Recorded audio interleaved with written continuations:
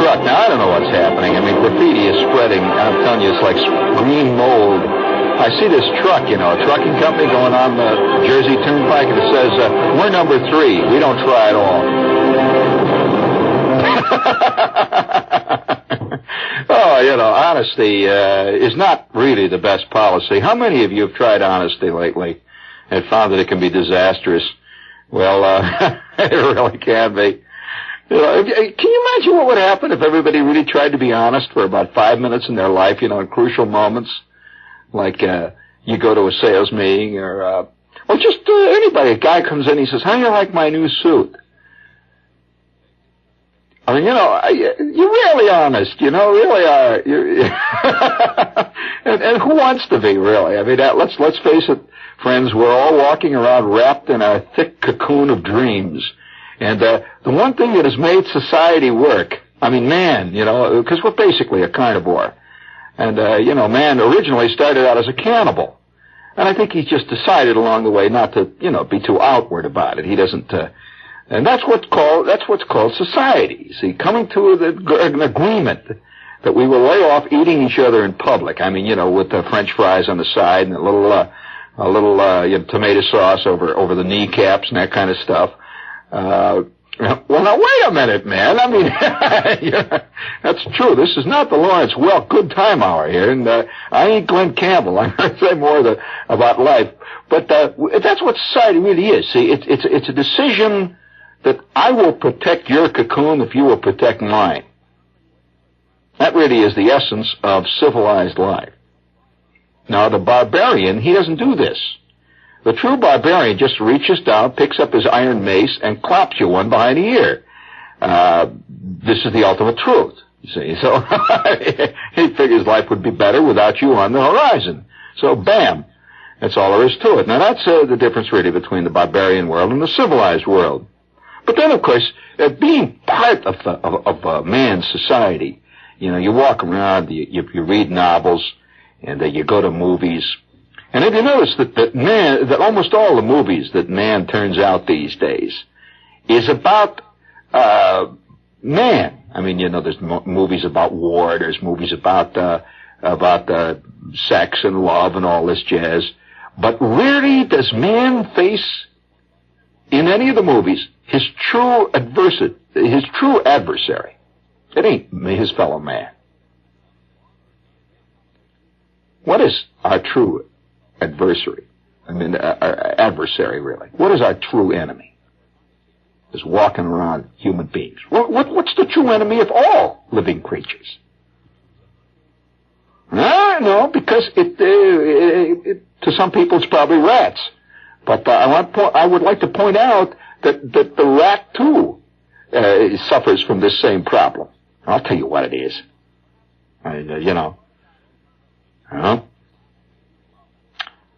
It's, well, for want of a better word, I hate to use such a tame word because it's such a good word. I'd have to say nature itself. I mean, the real thing.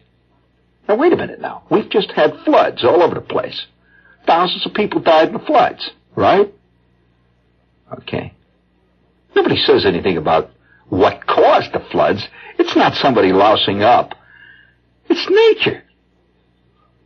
That's what it really ultimately is. Yes. Have you noticed it? But we pay secret obeisance to it, though. We do. We pay secret homage to that fact. There is no subject outside of possibly politics that is discussed more continually in New York City than the weather, in spite of the fact that weather is non-existent in New York. We do not have any weather like people have out there. We don't have any weather. I mean, we haven't had a decent snow in 3 or 4 years, right? It never really gets hot. You think it gets hot in New York? If you think it gets hot in New York, friends, you've never been in places where it gets hot. I mean hot. I mean, I've been in places where the temperature's 130 degrees every day. New York, I think they'd pass out if it gets over 95. They walk around, and Lyle Van comes on the news. Oh, today was that? No. There's no weather in New York. We don't. How long has it been since a tidal wave has moved up 7th Avenue? I mean, a 37-foot tidal wave bearing with it all the ladies from the bargain basement at Macy's, screaming and yelling and waving their shopping bags. I mean, now that would be weather. That would be what. How long has it been since the Pan Am building has been raked by a first-class tornado that just worked up one side of it and worked down the other side of it and pulled all the windows out and spit them over towards the Empire State Building, along with 12,000 desks, 1,900 computers, and 422 girls from the steno pool? Now that's weather. I mean, that's really weather, and that's what people live in out there, out there. And so when you talk about weather, weather is nature. Have you noticed that the longest lasting programs on television are the weathermen? Newsmen come, newsmen go. Anchormen rise and fall like ancient dynasties, like pharaohs. But Tex Antoine goes on. Why? Well, that's because he's dealing in something that's far more basic than any of the news. You see, because the news is transitory. But that front that's moving in from the Arctic ain't. It'll be doing that for 1,000 years. In fact, it's led man to some terrible circumlocutions. The whole concept of nature and his battle against. There's a feeling that one day that you've seen the. Have you ever seen pictures of the Astrodome? You seen that? Well, you know what they did. They just put a top over the arena. That's all there is. Now baseball is played under the roof. Football, the whole scene. Well, there has been a lot of talk of carrying that concept on to full cities. In other words, roofing over New York. I mean, New York would be in this great big dome. See, and then nobody'd go to Miami. just sit around. They could set it to whatever they wanted it to be. See, if they decided that they wanted New York to be a semi-tropical paradise, they could set it to a perpetual 81. And they could even have artificial clouds that drift over, and we'd have a big artificial sun that would rise over in the left there on the other side of the arena, go up over the top, and we could stop it for a while. It's set up there in the middle there, have a perpetual midnight sun, then it would get on the other side. And I presume, of course, that it could be set to produce at will. It could produce, and they can do this in laboratories. At will, it could produce ceremonial snowfall for Christmas. You could just set it, they're always talking about I'm dreaming of a white Christmas. Well, New York doesn't like that. I mean, it really flips out. It sings the song all the time, but if it ever happens, immediately, the mayor leaves town. The city council demands that the rascals be routed out again, and all of the sanitation trucks get stuck on their way to the Bronx, which does not dig out for 2 years later, And so, what we would do then, with this new system, we would produce a symbolic snowfall. The mayor would, of course, they would cut a green and red ribbon. And Kris Kringle would arrive, played by some local actor, and they would cut the ribbon. Gabe Pressman would interview the mayor, and the snow would fall on the day that Macy's is having its big Christmas sale, see? Only for 12 minutes. Everybody goes out, runs around, hooray. And then, of course, we would return to 82 degrees and the tropical paradise that we live in. Now, wait a minute. Now, what am I doing all this for? Before we go any further, would you please, Herbert, we've got a lot of ding-dongs here, so hit the button. Since we've safely made it through the 4th, we can play around here along with the rest of the rats. Would you please hit the sign? There we go.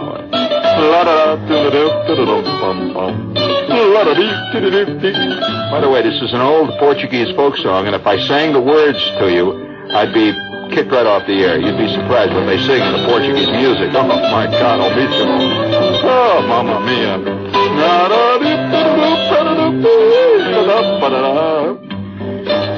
Actually, it's a fantastic song about the calf of a certain girl, the left calf.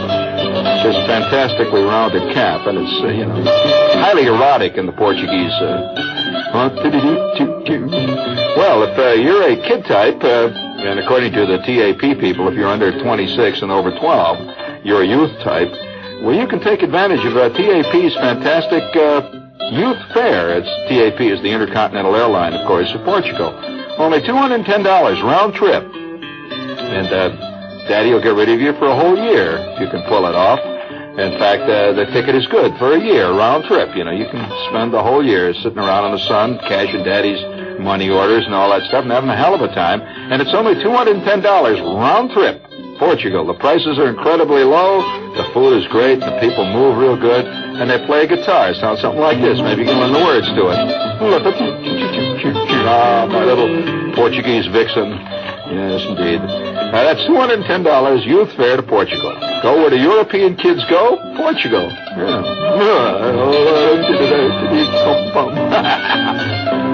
Oh, what's the matter? Evil just lurks under the surface. You just scratch me anywhere and evil comes out. Like the juice of an overripe lemon. Let's see. We have, what is this country place? Let's do the country place thing here. What's country place? Country place. Oh, yes, indeed. We have a commercial here. Oh, yeah, it says if you're pushing it there, if you're 55 and older, you ought to know about a country place. Kaufman and Broad's Adult Community in Lakewood. I want to pronounce that correct. It looks like it says Broad, but it isn't. It's Broad. Kaufman and Broad's Adult Community in Lakewood, New Jersey. And they've got a pretty good setup there, and they would like you to know about it. It resembles, quote, the old neighborhood where people knew each other and helped each other. It does not have that separated from the rest of the world look or feeling. So if you visit a country place, is what it's called, you'll witness an attitude from the people who live there of a love of life, joviality. They walk around giggling constantly. And I think you'll enjoy this place. They have a putting green, a community hall, a swimming pool. Lakewood Country Club and golf courses just a few short blocks away. You can dot her over. It faces famous Lake Carasallo in Lakewood.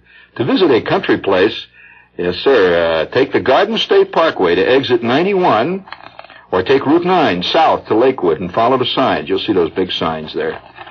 And if you want to learn more about a country place, write for their new brochure to blank. I don't know who he is, so you just write to blank here. It says write to blank in care of WOR, New York, 10018. This is not an offering, which can be made only by a formal prospectus. And that's the only way a prospectus should be, formal, all dressed up with a tie. This is WOR. We're in New York, of course. Yes, indeed. I'll tell you this. I personally, I think this is the best time of the year to be in New York, you know. I do. I like New York in the summer. I do. It ain't exactly a summer festival. No, I take issue with him on that. It's really more of a summer fist fight, but I've always enjoyed fist fights myself. Get a little action out there, you know, tones you up real good. Keeps the eyes sharp, roses in the cheeks. Please, Herb, will you? What's this? Sounds kind of good. Sing it for us. Lazy summer skies. Lazy summer skies, yes. Burning sun shining down on me. Sunshine on you, yes. What are you selling? Let's hear it. Oh, he's heading for ShopRite. Tie ShopRite in there with summer. Bring it up.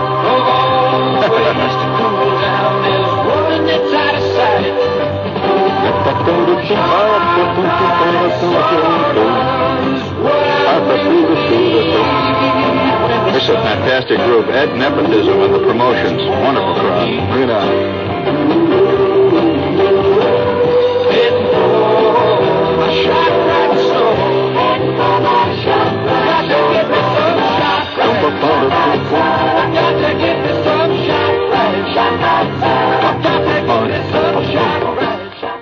Yeah, ShopRite. Boom. Boom. All right, let's see. We've done the country place, ShopRite, TAP. We have a commercial for mandarins. It's a new game. No, I'm sorry, mandarins. Mandarins, those are small round things with green leaves on the top. They're nice, candied. You ever had them? Yeah, sure. Good. They're a fantastic aphrodisiac, by the way. Did you know that?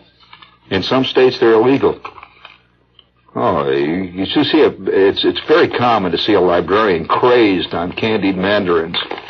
running down the street, chasing people in and out of the pool room. Well, we don't want to get into that. No, that's a sickening sight on this day.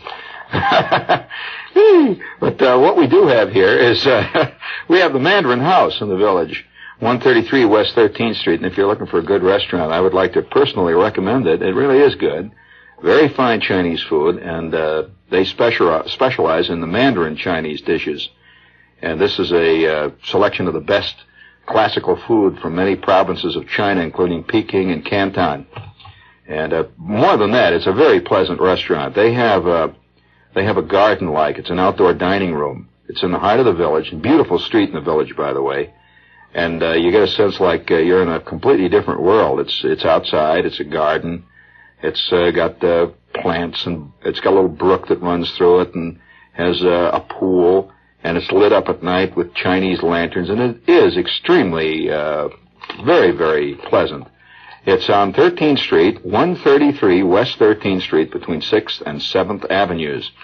And if you'd like to make a reservation, which is kind of good to do because often you may be turned away, give them a call at WA, used to be called Watkins, WA 90551.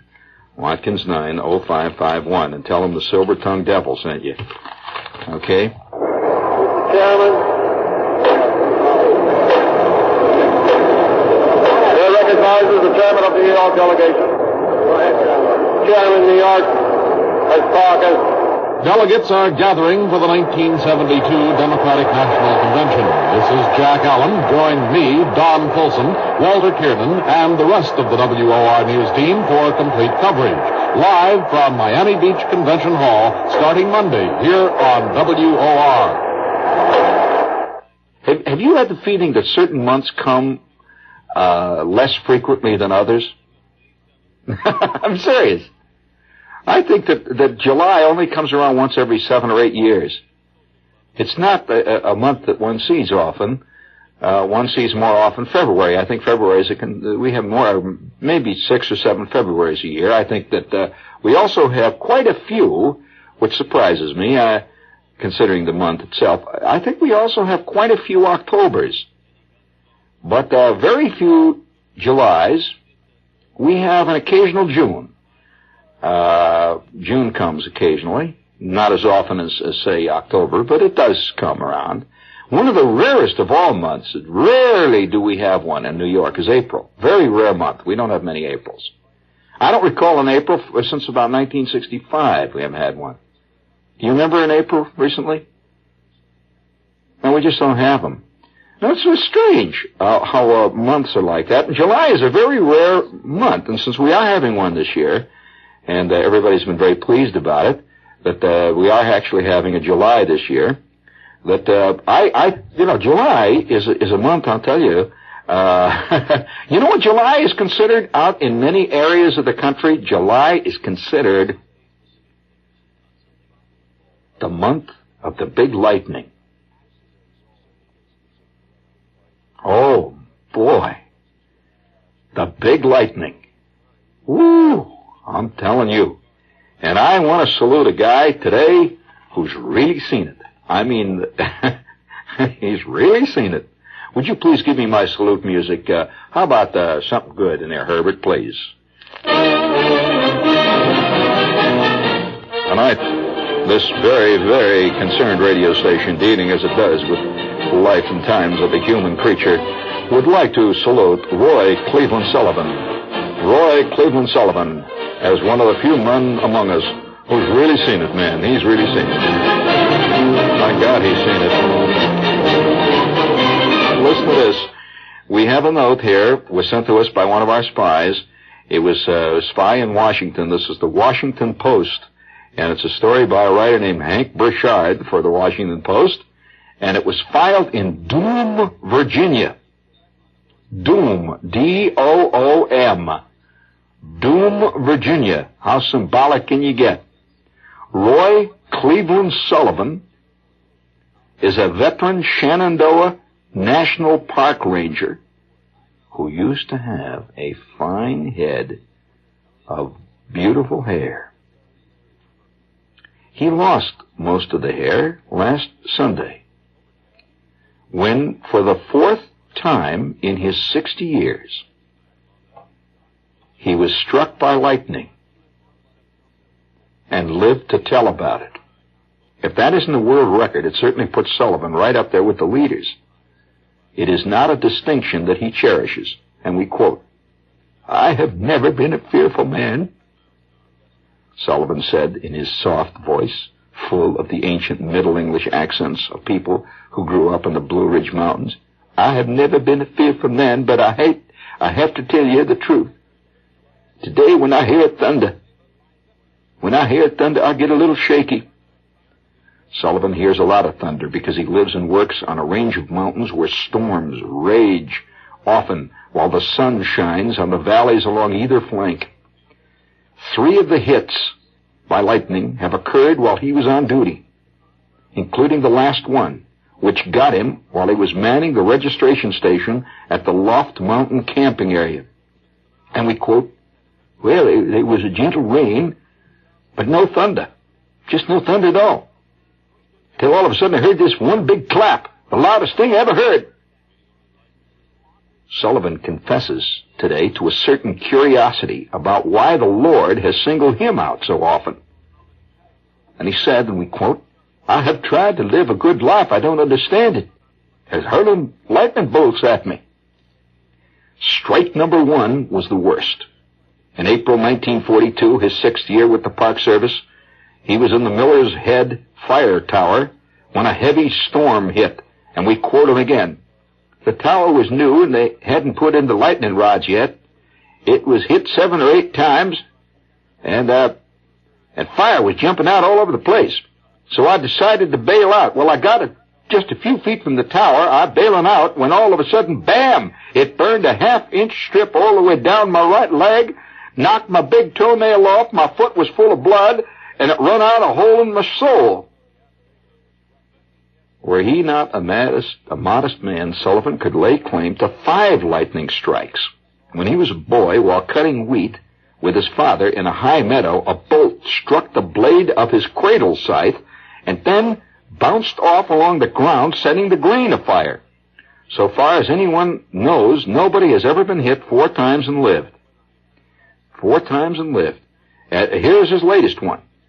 He said it was a gentle rain, no thunder, till I heard just one big clap, the loudest thing I ever heard. The fire was bouncing around inside the station. When my ears stopped ringing, I heard something sizzling. It was my hair on fire. My hair was on fire. The flames was up to 6 inches, burning my hair right off. Well, Sullivan smothered the flames with his jacket and staggered to the restroom. My head felt so hot it was terrible. I kept trying to get it under the cold water spigot, but it wouldn't fit, and I had to use wet paper towels. He was treated at a nearby Waynesboro Community Hospital. The family physician sent him home the same day with 2 admonitions. And here they were. Take it easy for a while, and please stay away from my cows. Lightning is a common cause of cattle losses in the area, and it seems that Sullivan attracts lightning the way other people attract head colds. People were making a lot of jokes like that to Sullivan last week, leaning heavily on the fact that his home community is named Doom, and he did his best to laugh. One of the people who used to make such jokes is his wife, Patricia. She hasn't made any since August 1970, when she was hit by lightning while standing outside their trailer home near Sawmill Run on the western edge of the park. Now, at the slightest sign of a storm, the Sullivans rush their daughter Catherine Ann 8 and their son Timothy Roy into the trailer. It is tucked back into the stand of tall pines. Sullivan has grounded the pines with copper wire now. The metal trailer itself is grounded at both ends with copper rods and a heavy logging chain. The television antenna has a big lightning rod of its own. Sullivan's 3rd lightning strike came on July 1970. He was standing at the edge of his garden when a bolt hit the power transformer near the trailer and jumped from there and hit him on his left shoulder, knocking him several feet and leaving some very severe burns. The 2 earlier strikes left scars. His conversation about them involves much turning back of shirt sleeves and pulling up of trouser cuffs to show you the scars. Strike number 2 happened in July 1969. Sullivan was driving a parked truck on Skyline Drive when a bolt hit 2 trees on the west side of the road, jumped to a gum tree on the east side. The bolt then went through the cab of the truck, which had both windows open, went right past his face and relieved Sullivan of his eyelashes, his eyebrows, and all of his hair up to his hat brim. And that was the only bolt that knocked him out. The truck rolled at the stop at the edge of a cliff, and Sullivan just sat there, knocked out until he came to. Now that's not funny. Now there's a guy that's been hit by lightning. Now wait a minute. Now I'm going to tell you a story, and I've told this before, but this is a great time of the year to tell it. I sympathize with old Sullivan there, Ranger Roy Sullivan, because I was once struck by lightning. I'm serious. I'm not being funny. And you know, once you get hit by lightning, you notice that he always talks about providence? Do you notice that? He talks about mysterious forces out there over which he has no control. Well, now, if you're a Philip Roth type, you feel that the only evil fate that can befall you is your mother. Well, anybody who's been hit by lightning knows there's tougher things than your mother. If you know who Philip Roth is, he wrote the Portnoy's Complaint. Now, there's bigger things, tougher things, and they'll cause more traumas than anything Freud could ever dream up. And I'll tell you exactly why I'm nervous about lightning. Did I ever tell you about the time I'm listening to Phil Rizzuto one day? You know, it's kind of great to hear Rizzuto when he starts reminiscing. See, he'd start talking about things, and here he is. He's a Yankee. You know, Phil Rizzuto's a great Yankee shortstop. Well, one day I'm watching TV. See, this is where you really see reality, when you watch sports events, because none of it can be staged. It's the real thing, see. And all of a sudden the rain started to come down. See, it's the second or third inning. And this was back in the days when Mel Allen was doing the game, see. And the camera's just focused on the field. And you see the water coming down, hitting the tarpaulin, and you see the waves of the water and the rain going by. And about every 10 seconds, you hear this crack of thunder. It's a July game. Boom, you know. And boom. And off camera, Mel Allen is going on. He's talking about the league, and he's talking about the Yankees. They're taking, they're doing this, and they're doing that, and we're pausing briefly now while the rain is coming down. It doesn't look like it's going to last long. Boom. You hear another crash. And Phil is very quiet. You don't hear Phil Rizzuto saying anything. And all of a sudden, Phil says, Mel Allen turns to Phil Rizzuto, and he says, say, Phil, it's true, you know, one of the safest places that you can be in times of rain like this and a thunderstorm is in the ballpark. Isn't that right, Phil? I've always heard that, right, Phil? There's a long, pregnant pause, and Phil doesn't answer. You hear boom, boom, boom.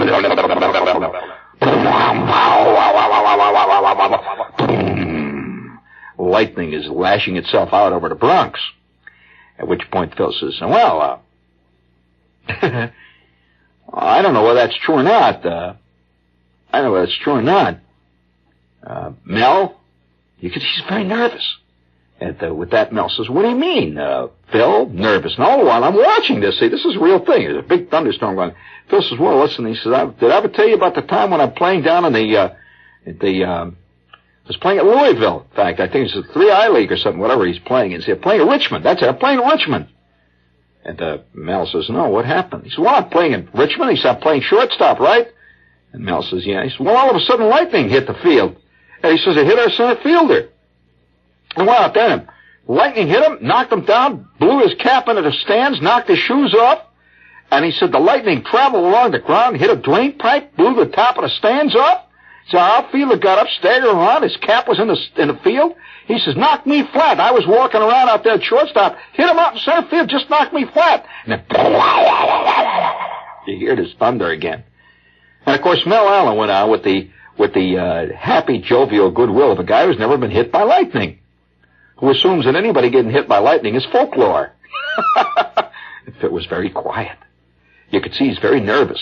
And even to this day, whenever thunder rages over Yankee Stadium, Phil Rizzuto gets very quiet, very nervous. Once you've been knocked down by a bolt of lightning, you do not ever forget it. Well, I'm going to tell you about the time I was knocked down by a bolt of lightning. Have you heard the story here? Well, you haven't heard the story? I told the story because it's one of the most scary things that ever happened to me in my life. Well, all right, I'll tell you. It's in Indiana, right? Now, the Plains states, of which Indiana is one, tend to get a lot more lightning than than places like New York City for a lot of reasons. It's temperature, it's inversion, it's the lake, it's cold air coming in over hot air, and it's the radiant heat coming up from the prairies and all. And we would get fantastic thunderstorms. But to me, a thunderstorm was always just something kind of groovy, you know. I'd hear this roaring lightning out there, and I'd see these black clouds roaring around, and the rain comes up. Very exciting. It's very exciting, a thunderstorm. Well, on this day, it was a July day, just like a July day that we're living through now. Just an ordinary July day. It was on a Saturday, as a matter of fact. It's a nice Saturday. And it was one of those Saturdays where my old man was working a half a day. You know, they had the thing at the office. He worked a half a day on Saturday because of inventory or something. And the house was quiet. We lived in this 5-room house. Now, the front bedroom was my bedroom. I had this bedroom, so it was my own thing. And I had put all kinds of posters all over the wall and stuff. And I had my amateur radio rig in the front bedroom, which was on the front of the house. It was one of the few bedrooms I've ever seen that really looked out on the front street, but it was on the front of the house. And it was right in the corner. So there was a window on my right and a window on my left. I could look right out on the street, and at the same time I could look out over the lawn of the house next to me, you see. It was right on the corner, this room. And in the corner of that room was my desk, which was my great pride and joy. I bought it at the Salvation Army for $4. And it was my desk, and I put Formica on the top of it and all that stuff. See? And I had built my amateur radio rig on the top of this desk, on a rack. I had built about a 3 or 4 foot rack. It was made out of angle iron, rack and panels. So, I had these 19-inch panels. And it was really, boy, my whole life revolved around that amateur radio, my transmitter, see. And for those of you hams that are interested in what I was on 20 meter CW at the time. Now, up on the roof of the house, I had an antenna, and the antenna, in case you're curious, was a 20-meter dipole, just stuck up there, dipole antenna with a center insulator hanging up there. It was just hanging right on the top of the house. It was not high or anything. And on this beautiful Saturday morning, I am sitting at my desk, and I am working CW, and it was July. The windows were open. It was just beautiful, say, and you could smell the catalpa trees and. Yeah, we had catalpa trees right out the window. You know what? You don't see many of those around here, but out in the Midwest, catalpa trees in the West, have you ever seen them? They have these huge leaves. A catalpa tree has great leaves. Look it up in your dictionary if you've never seen a catalpa tree. C-A-T-A-L-P-A, catalpa. And they have big leaves like elephant ears, huge round leaves. And they also grow these long green pods that are about... they're sometimes a 1.5 foot long, great big pods. And the catalpa trees were just going full blast. They have these great blooms. And everything is warm and real summer. And vacation has just begun because it's sort of the beginning of July. And we didn't get out until late June from school. And just really great. It's Saturday, and I'm on the air.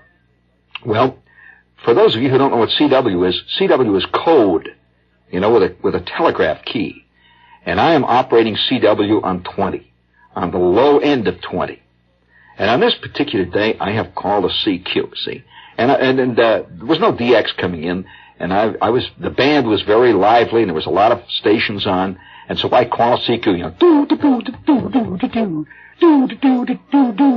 Now, around my house, as in the case of all kids versus their parents, there was a great gap between my mother and me and my old man and me. And it is always thus. And I was always in the front bedroom doing what they call making all those noises. Anybody who's ever played with amateur radio as a kid, as he grew up, that's always called, will you cut out all that noise up there? We're trying to sleep. And look, you're making that sound on the radio again. Now, will you stop it? Well, that's always called making that noise.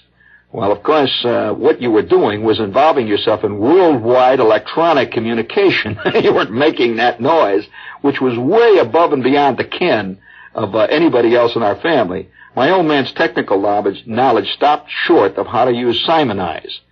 My mother's technical knowledge consisted of how to get the most mileage out of a Brillo pad.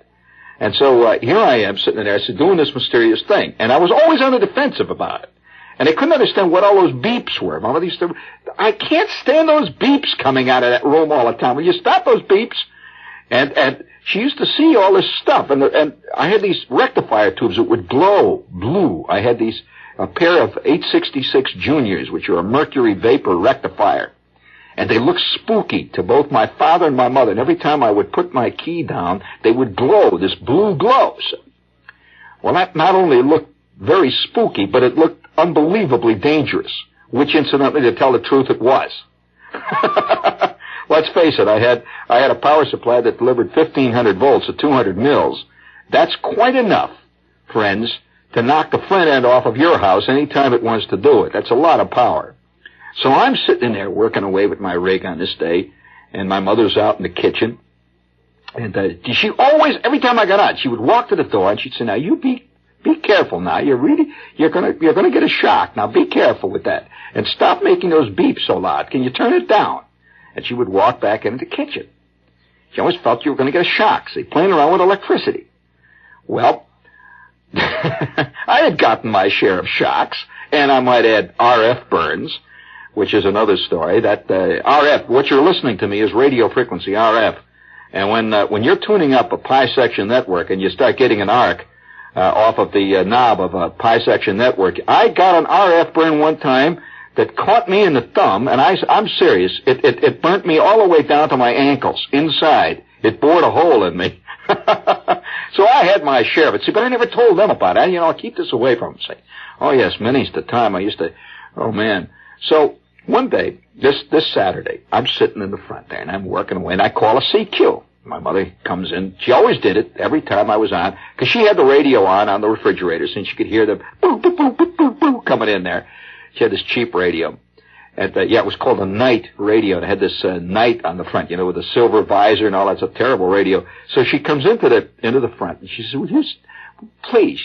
you're making that beeping sound, and I'm trying to hear Bing Crosby. See, there was a local disc jockey, had a Bing Crosby hour. My mother was totally in love with Bing Crosby. And she would listen to the Bing Crosby record show. And she said, and be careful now. So she'd go out in the kitchen again. Come on, Ma, will you, for crying out loud. So, typical smart kid. I figured I knew it. I did, I knew everything, see. I could send and receive CW at about 25 words a minute at the time, and I built a Class C final, and here I am. I'm using a 6L6 buffer doubler, and I'm driving a dipole on 20. This is no ordinary kid. And no kid ever considers himself an ordinary kid anyway, so I'm on here, with my CW, and I'm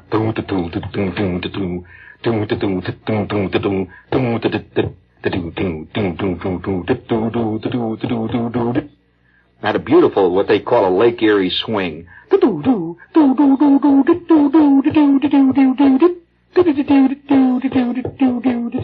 Yeah, I love to send CQ.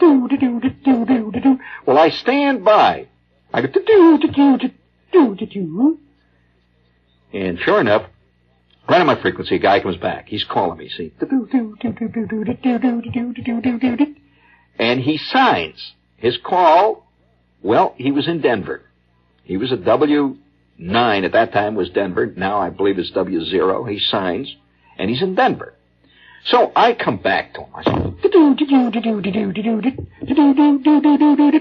I give him a call. And I give him his report. Now this is all important, see, because I'm deeply involved in the QSO. So I give him his report. QSO is a ham term meaning conversation that I was having with the station. And I notice outside the window is wide open. See, it's warm in my front bedroom there because of all the equipment that's going on. And I had these feeders that went right out the window, see, and right up to the roof. And it's warm. I have the window open. I can see a few drops of rain coming down. It's real nice. And, just a great afternoon. Just beautiful. It's about, not afternoon yet. It's about 11:30, see. So I come back and I say,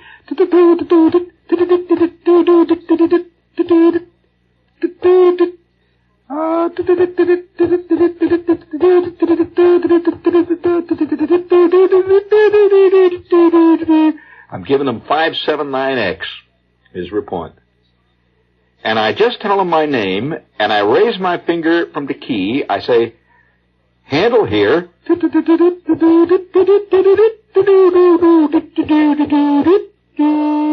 I raise my finger, and then, boom!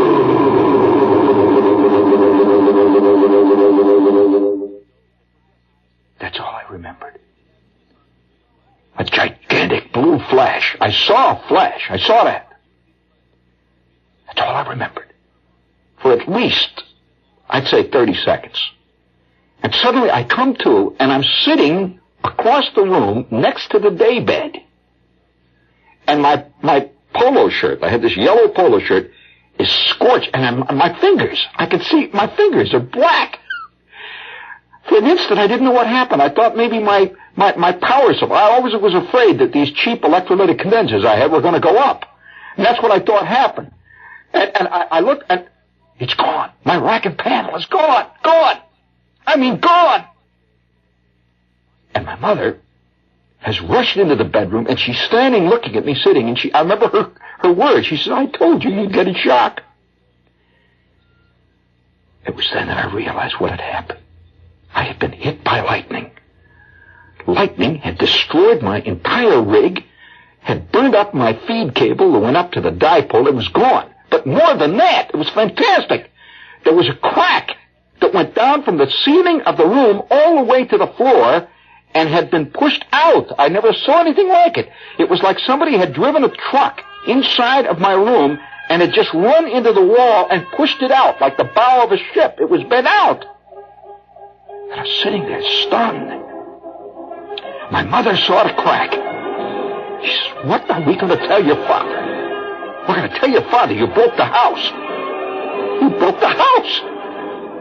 I told you you'd get a shock. You broke the house. That's exactly what I did. I had broken the house. As a matter of fact, from the second floor all the way to the basement, the crack went. The house was broken. Well, we only rented that house. My old man came home for dinner, and he flipped. He says, you did what? You broke the house? I said, yeah, Dad. And he took one look at it. That night, we moved out. I mean, you don't stay in a house when you've broken the house. You just don't. We moved out. We never went back to that house. And ever since that time, on hot, quiet July nights, when those faint flickers of lightning play among the nimbocumulus, yes, I realize there's a hell of a lot more out there than your mother, kid. A lot more out there. There are evil, dangerous forces. And so tonight, we must salute old Sullivan, the only guy that's ever been hit 4 times by lightning and survived. He knows something's after him. He knows it's big, too. And he knows it can strike at any moment. Sullivan, I know just what you feel like. And by the way, my mother to this day believes that it was the power supply that caused that, and that she always knew that I'd get a shock. And I sure did. Sometimes you can really get a shock, friends.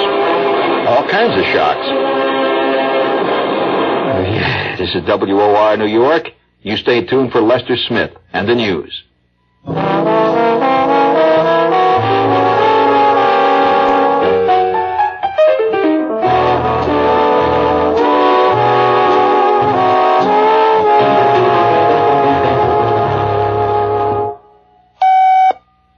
The news in detail on the hour from the WOR Newsroom.